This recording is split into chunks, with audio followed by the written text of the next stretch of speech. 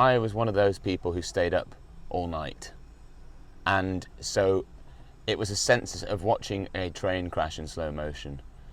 I think when the result came through from Sunderland, from Newcastle, and it was only a very narrow win for Remain, and then in Sunderland an overwhelming vote for Leave, you already had a sense at the beginning of the night that it was going to go to Brexit. And so it was just a sense of impending doom. Personal reflections about Brexit. It was a very difficult time, the lead up to Brexit and the aftermath. The atmosphere in the country was very fraught, and that has an impact on homes, especially for me, because I was campaigning for Remain very actively in the weeks up to the referendum and receiving death threats on social media. My reflection is it was one of the most unpleasant periods in national life I can ever remember. You know, we have so many real problems as a country that we have to face, and instead of addressing those issues, we're now going to be dealing with this for the next 10 to 15 years, and it's going to make many of the entrenched problems even worse. So it's my personal reflection on Brexit is that it's been a shit show of the highest order. One word that reflects how I feel about Brexit. Well, is it one word with a hyphen? Fed up. It's dominating national life. It's poisoning political discourse. It's just created an atmosphere where I feel like half-truths, myths are given the same currency as demonstrable facts and evidence-based research.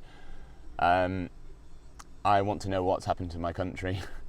And more broadly speaking, I feel like it's had a very damaging effect on the world out there as well. The last 6 months to think we have Trump in the White House, we have a far-right candidate in France who's, has a realistic chance of winning the presidency. We have,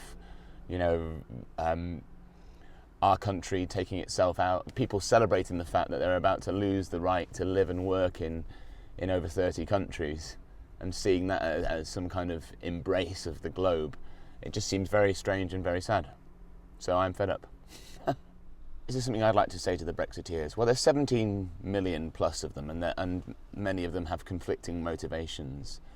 But what I would want to ask, because I know many people were motivated by a feeling of national pride, national identity, and I wonder, as we face the very realistic possibility of Scotland becoming an independent country, the peace architecture of Northern Ireland being dismantled, and possibly even the reunification of Ireland happening, we face the very real prospect in the next 20 years of the United Kingdom or Great Britain becoming an English and Welsh rump.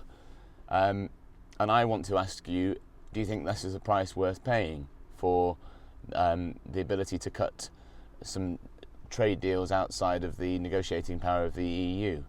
Do you think it's a price worth paying to lose European citizenship and the right to live and work and study and travel freely across 30 countries? I wonder whether the full implications of what we have decided to do as a nation have been really thought through and understood properly. And once the implications become clear, and I think they're becoming clearer by the day, whether there might not be room to reconsider the path we've chosen and choose a different path, or some variation of a path that isn't as extreme as the one that we seem to be currently embarking on.